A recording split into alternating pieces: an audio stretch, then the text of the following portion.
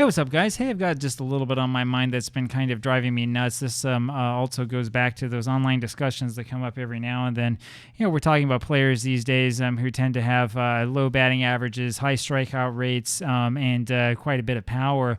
I was reading in a public forum where somebody mentioned that the only way you could really give teams an incentive to stop allowing their guys to strike out would be if a strikeout were worth more than one out.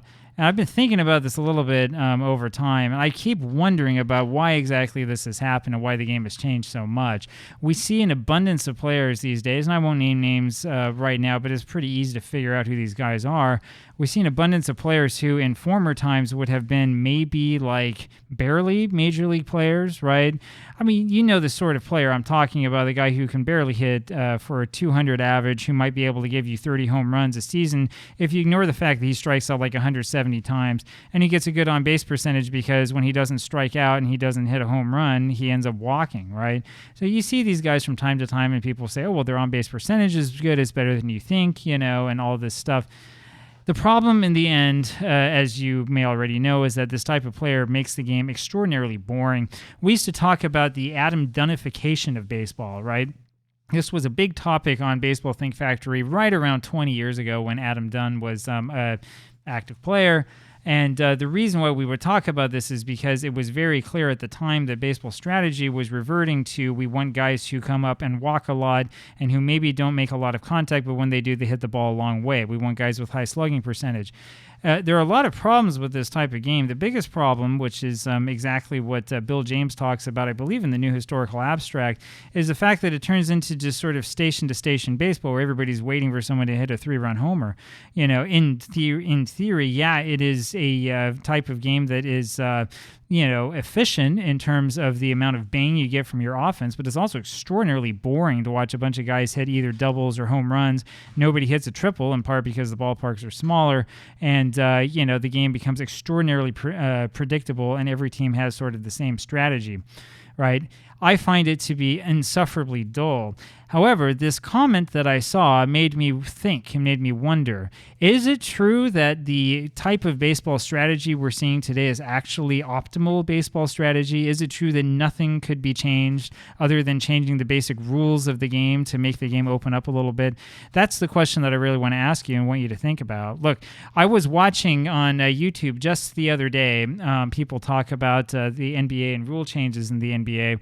When I was a kid and I would watch the Utah Jazz at home, I remember watching a whole bunch of games that were really kind of slow and not extraordinarily competitive because the purpose of the game back then, the game of basketball, was to kind of dump the ball into your big guy who would play low post or sometimes high post, who would be, like 7 foot or thereabouts and something like 290 pounds of pure muscle, and would then try to muscle his way into the basket. And if he couldn't do it, he would dump the ball out to somebody else. There was isolation offense concept back then that worked in large part because the illegal defense rules meant that if your offensive player was standing without the ball above the free throw line, the defender had to be above the free throw line, right? Otherwise, it would count as his own defense unless he was double teaming the man with the ball. That was a big problem back then because it created a huge incentive for offenses to create this isolation set. And so the league changed the rules in the end, and that has resulted eventually into the much more wide open game that we see today where guards actually do have a chance. Some would say that there's a little bit too much emphasis on three-point shooting. I mean, the truth is, right, we tend to look in the past of these sports and think, oh, well, everybody was not doing it optimally before, and now because we are so enlightened, we know the right way to do this, right? We know now, for example, that the right way to play baseball is to take a lot of walks. It's okay if you strike out. It doesn't mean anything just as long as, the ball goes a long way should you actually make contact with it. And it's not really true that this is even sort of the optimal approach. What you need to realize is that statistics are a form of rhetoric. They are a form of rhetorical argument. They always have been, and they always will be, right? This is something that Mark Twain realized. This is something that, a number of books about statistics have shown, but this is something that people still fall into. And the reason why is because numbers are exciting and fun because you can play around with them a lot, and they can also be very intimidating if you don't understand them.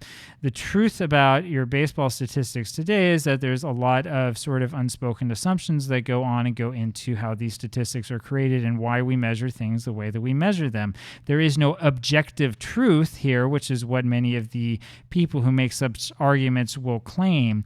The truth is that players in baseball today a lot of players in baseball today tend to strike out a lot, in part because they're coached to do this, and in part because at early levels in the game as played today, scouts will look for players who have the ability to hit for power and hit a lot of line drives.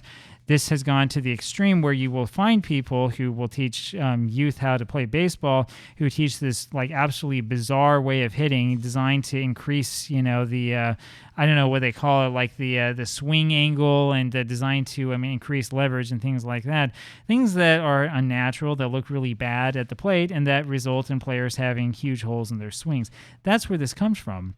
It comes from a change that was made in support of analytics as soon as the people who grew up on sabermetrics were able to enter baseball front offices.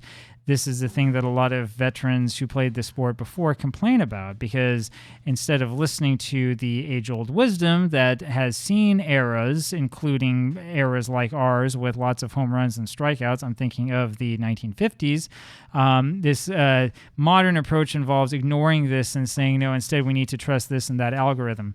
It's coupled with a very unconvincing attempt to portray modern baseball as the greatest that the sport has ever been, and to convince people like me to actually sit down and watch the sport. I don't watch the sport. I haven't watched it since the 2019 World Series. I find it completely unwatchable, and even that World Series was utterly dull and boring and took forever, and it's just not the same, right? That is the problem that you have. It may be the case that from a certain statistical standpoint, striking out doesn't matter, though I would argue that it does. Outs are not all created equal, but we don't study that, right? We don't penalize players for making outs a certain way, even though it's obvious to anybody who has played the sport or looked at the sport that if you strike out, there's like no chance of any runners advancing anywhere. Well, that's another video, right? The truth is that even though this stuff is obvious and it's real easy to see, we kind of ignore it and we set it off to the side and we say, don't look there. Instead, look at how fancy it is when we get a lot of big hits, and then we can look at our swing angles and all this other stuff. I don't know this for a fact, but I strongly suspect that expected statistics like expected WOBA and things like that come largely from the gambling world, because this is the sort of statistic you would need if you were going to make prop bets on a player, maybe not for an individual game, but maybe for a month of the season or for an entire season. This is the sort of thing you would probably look at expected statistics. My problem with this is that the world of sabermetrics and statistics advanced beyond what it originally was, which was a descriptive way of looking at baseball, and progressed to being a proscriptive way of looking at baseball, i.e. this is the right way to play. If you don't play this way, you're doing it wrong, and we will throw statistics at you until we convince you that, what you thought was true was never true. Reminds me, honestly, of old books written by the staff at Baseball Prospectus that would have bylines of like everything you thought you knew about the game is wrong. I have read their arguments. I still remain unconvinced. There are a lot of other things that go into the game as well, and the reason why it's played the way it is today. A lot of this involves equipment. I'm not just talking about batters wearing body armor so they can stand like Barry Bonds right over the plate and take away anything on the outside corner. I'm talking about stuff like the bat itself, which is created with a paper-thin handle and a very, very solid sweet spot manufactured in a certain way to increase home run hitting. Something that Bill James talked about, like I said, over 20 years ago, and nobody seemed to pay any attention to.